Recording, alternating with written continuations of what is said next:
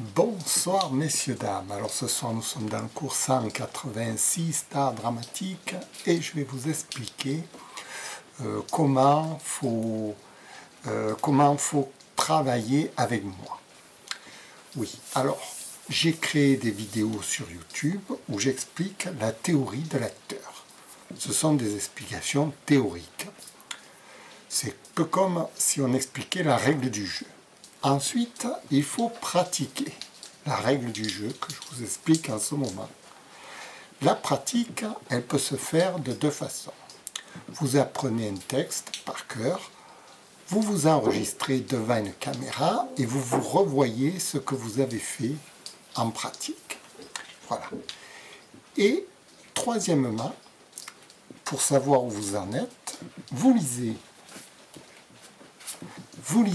mon petit manuel d'art dramatique dans lequel j'explique la théorie que je vous explique. Parce que quand je parle en vidéo, je ne peux pas tout dire. Je n'ai pas le temps. Il y a trop de choses à dire. J'en suis au cours 200 d'art dramatique et je n'ai à peine dit qu'un dixième de toute la théorie qu'il y a là-dedans. Là-dedans, il y a beaucoup plus de choses parce que ça comprend tous les auteurs auxquels je m'en réfère. Ça comprend 20 ans d'expérience, vous comprenez? En condensé, très court parce que c'est pas la peine de s'attarder non plus. Hein? Il faut pratiquer. Voilà. Alors, la pratique, et oui les amis, j'ai commencé un nouveau traitement. Alors la posologie, c'est quelques pages le matin, quelques pages le midi et quelques pages le soir. Et alors je vous garantis que c'est complètement dingo, ça vous met dans une forme et une bonne humeur. C'est le livre de Philou Dingo. Comment devenir un comédien, un acteur extraordinaire. Et ça marche. D'apprentissage, vous voyez, il y a des niveaux comme ça. On franchit des caps. Chaque année, on franchit un cap. C'est comme un enfant, bon, ben, il va à l'école, chaque année, il franchit un cap, etc. Quand il est à la maternelle, il ne peut pas passer son baccalauréat. Ça serait stupide. Hein? Il faut qu'il apprenne d'abord à lire. Voilà, l'acteur, c'est un peu pareil. Il faut d'abord qu'il apprenne à faire ses gammes, petit à petit. C'est pour ça que j'étais très... Voilà. C'est pour ça que je ne veux pas que les gens sautent les étapes. C'est pour ça que je m'en réfère à ce petit manuel, parce que là-dedans, il y a mon parcours sur 20 ans. Quand j'ai commencé à vouloir mettre en scène mon personnage théâtral, d'Ivan Ivanovic, j'avais déjà 5 ans de théâtre derrière moi, quand je commence le livre.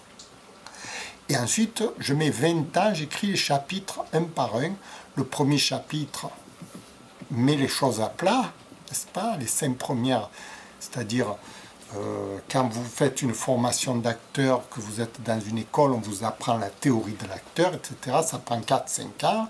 Et ensuite, vous allez jouer votre personnage. Vous allez le mettre en scène. Voilà. Et là, j'attaque le livre à partir de ce moment-là, quand je mets en scène mon personnage d'Ivan Ivanovic. Et alors, je m'aperçois que rien ne va. Rien ne va, que j'ai des gros défauts. Comment corriger ces défauts?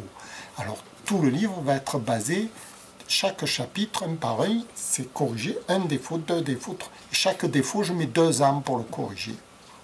Donc, je mets 20 ans pour arriver à un personnage qui paraît tout à coup naturel à l'écran, qui a des fantaisies, qui peut évoluer dans une gamme. C'est comme un musicien, une fois qu'il joue du violon, ben, après 20 ans d'apprentissage, il vous sort des gammes, il vous sort de la musique, il vous sort des choses comme par magie. Vous avez l'impression que c'est facile. Bon, en plus, comme vous avez pu voir, la comédie, il y avait quelques contre-indications, c'est-à-dire vous avez l'impression vous que c'est devenez un facile. petit peu dingo vous-même aussi. Hein.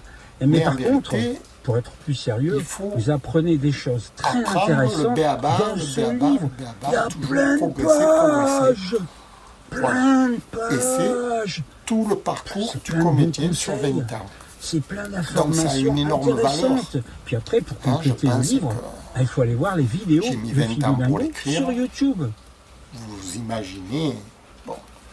Et je l'ai fait en très court parce que ce n'est pas la peine d'expliquer des choses qu'il faut voir. Parce que l'acteur, ça se voit et c'est survécu que ça se juge. La théorie, c'est comme, comment je veux dire, les règles du jeu. Voilà, là-dedans, il y a les règles du jeu. Et ensuite, il faut jouer. Et ce que vous ferez, moi, je rêve donc de créer ma troupe de théâtre, de créer des films, ou même de jouer avec des acteurs déjà confirmés, encore mieux, parce que au moins, on n'a pas besoin de les former, ils savent déjà jouer, vous y allez direct et vous attaquez. Je peux jouer avec n'importe qui, bien sûr des débutants comme des forts, mais l'idéal c'est de jouer avec des forts. Pourquoi? Parce que le débutant lui manque des jalons et il va être pris en porte-à-faux et il va être frustré. Il va finir par se lasser du jeu. C'est un peu comme si vous mettiez un débutant en Ligue 1 de football avec Ronaldo, avec Ronaldinho. Il va être écœuré, le gars. Il n'en touche pas une. La comédie, c'est pareil. Si vous jouez avec des fortiches, vous n'en touchez pas une. C'est dans tous les sports, c'est pareil. Il faut jouer à son niveau. Voilà. C'est très important. Mais moi, en tant que professeur, j'apprends à un débutant à acquérir les niveaux successifs, à évoluer. Voilà, c'est mon but, c'est mon rôle, si vous voulez, en tant que professeur.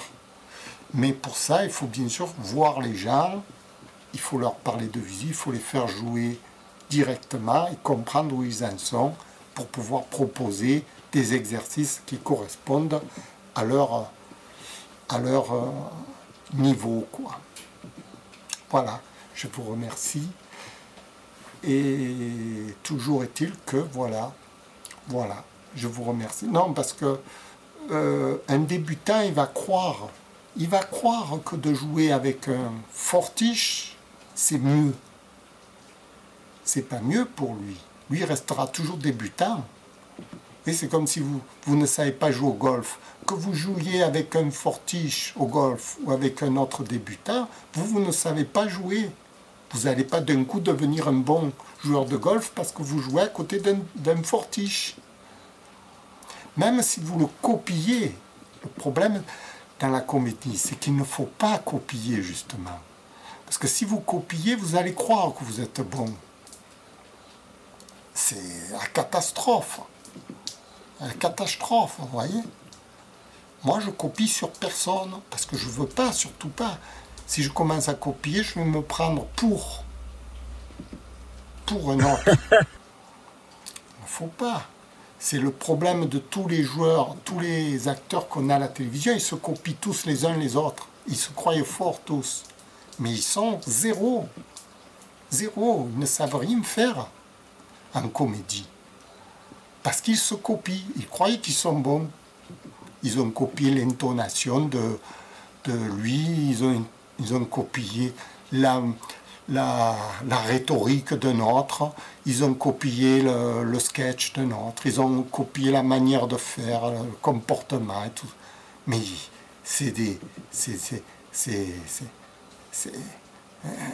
ça avance pas. La comédie, c'est une créativité permanente. Vous voyez? C'est comme dans la peinture. Le peintre, s'il copie le peintre au début, peut-être, c'est bon de copier, mais ensuite, il faut acquérir sa propre créativité.